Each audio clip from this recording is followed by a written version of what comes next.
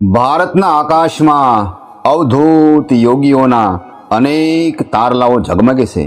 ભારતના આકાશમાં ઝગમગતો એવો જ એક તારો એટલે ક્રિયા યોગના જનક ભારતના મહાન યોગી અવધૂત મહાઅવતાર બાબાને આજે આપણે વંદન કરીએ.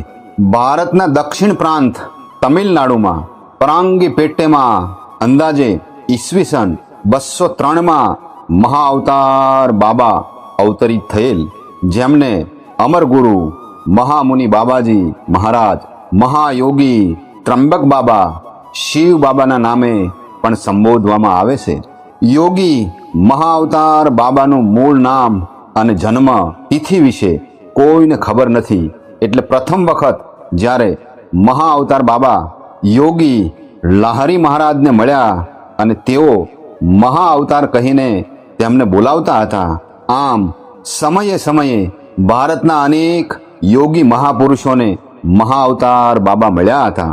એ બધા યોગીઓએ જે વર્ણન કર્યું એ મહાઅવતાર બાબા જ હતા. ઈસવીસન 1861માં સંત લાહિરી મહાશયને બ્રિટિશ સરકારમાં નોકરી મળી હતી. તેમની બદલી કરી રાનીખેત મૂકવામાં આવ્યા. એક દિવસ રાનીખેતની ઉપર દુનાગીરીની પહાડીઓમાં ફરતા હતા ત્યારે અચાનક તેમને પોતાનું નામ લઈને કોક બોલાવતું હોય એવો અહેસાસ થયો. અવાજની દિશામાં તેઓ પાછળ પાછળ ચાલવા લાગ્યા. ચાલતા ચાલતા ઊંચા પહાડ પર તેમની મુલાકાત એક ઊંચા પડછંદ તેજસ્વી અવધૂત યોગી સાથે થઈ. તેઓ આશ્ચર્યચકિત થઈ ગયા, કારણ કે યોગી મહાત્માને તેમના નામની ખબર હતી. એ યોગી મહાત્મા એ જ મહાઅવતાર બાબા. મહાઅવતાર બાબાએ લાહિરી મહાશયને કહ્યું કે અતીતમાં હું તારો ગુરુ છું. ત્યારબાદ તેમને ક્રિયા યોગમાં દીક્ષિત કર્યા અને લાહિરી મહાશયને કહ્યું કે તમે સંસારમાં જઈ બીજા લોકોને ક્રિયા યોગની દીક્ષા આપો. યોગી લાહિરી મહારાજ જણાવે છે કે મહાઅવતાર બાબાએ પોતાનું નામ તેમને બતાવ્યું નહીં. તેથી લાહિરી મહાશયે તેમને મહાઅવતાર બાબા કહીને સંબોધતા હતા.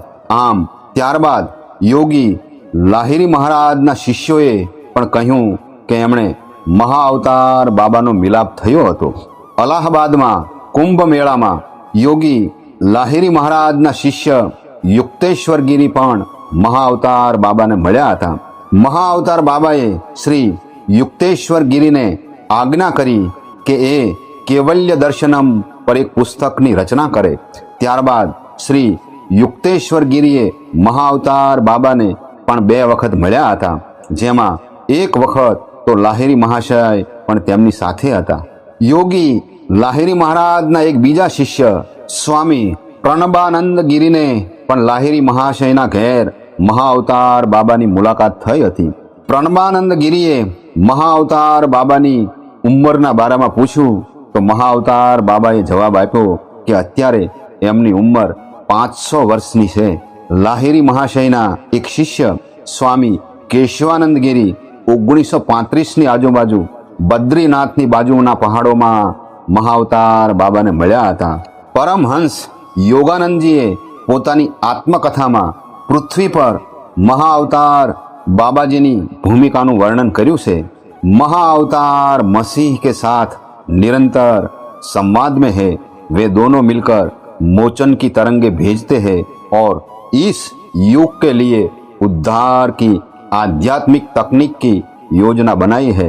इस 2 पूरी तरह से प्रकाशित स्वामियों का काम एक सशरीर और एक अशरीरी देशों को आत्मघाती युद्ध, जातीय घृणा, धार्मिक सांप्रदायिकता और भौतिकवाद से उपजी बुराइयों को त्यागने के लिए प्रेरित करता है.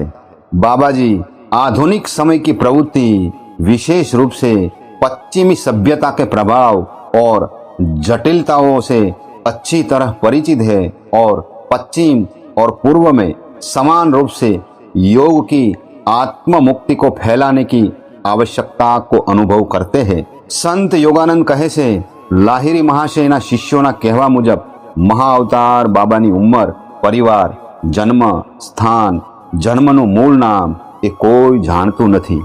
યોગી સંત લાહિરી મહારાજે પોતાની ડાયરીમાં લખ્યું છે કે મહાઅવતાર બાબા ભગવાન કૃષ્ણ પોતે છે. પરમહંસ યોગાનંદના 2 શિષ્યોએ લખ્યું છે કે મહાઅવતાર બાબા પૂર્વ જીવનકાળમાં ભગવાન કૃષ્ણ હતા. પરમહંસ યોગાનંદ પણ બાબાજી કૃષ્ણ કહીને પ્રાર્થના કરતા હતા. ક્રિયા યોગના જનક ભારતના મહાન અવધૂત યોગી મહાઅવતાર બાબાને આજે આપણે ભાવથી વંદન કરીએ.